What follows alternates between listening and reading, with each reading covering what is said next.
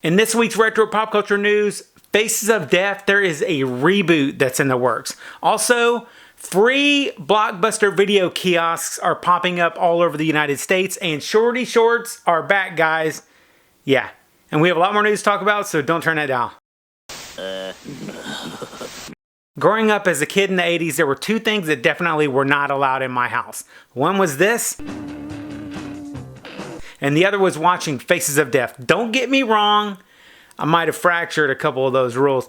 But anyways, Faces of Death, it is coming back. That old documentary series that supposedly showed real deaths and some really weird torture type stuff.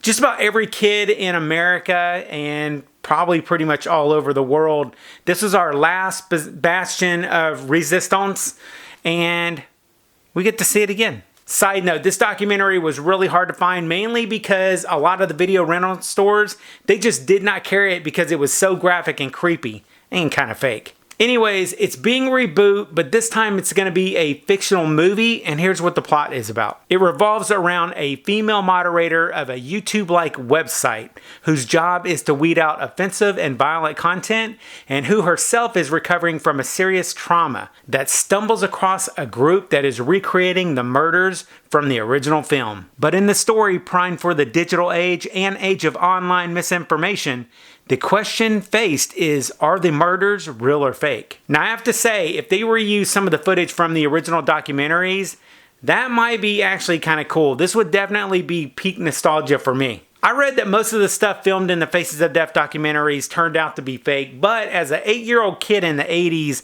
with no internet or any way to prove it wrong, this was about as real as it could get. I'm real curious to see more news on this, and let me know what you guys think about the Faces of Death, and did you watch it as a kid? And if you did, what was your experiences with it? Next up, I want to let you know about a new documentary that's being created called Street Gang, How We Got to Sesame Street. It's going to be coming to HBO and HBO Max this year. It will focus on how the civil rights movement shaped the first 2 decades of the show, and we're going to get a bunch of background and behind the scenes of the show as well. And once I find out what the release date is, I'll be sure to let y'all know. And then, whoop, whoop, we have a fashion alert, so everybody take cover. Okay, guys, Shorty Shorts, they're back.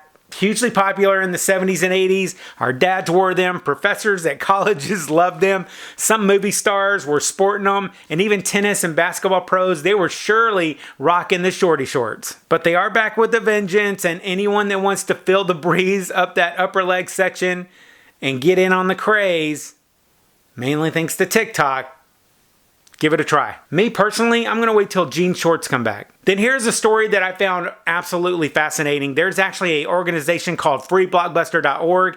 They are setting up movie kiosks where you can take or leave Blockbuster movies for free, and there is no rewind charge. I'm not sure what the success rate is on this, because Blockbuster, they were having a hard time getting people to return movies even when there were late fees. But I do like the idea. There's a few of these that have already popped up around the United States, and hopefully we'll see a lot more soon. I really do love this idea.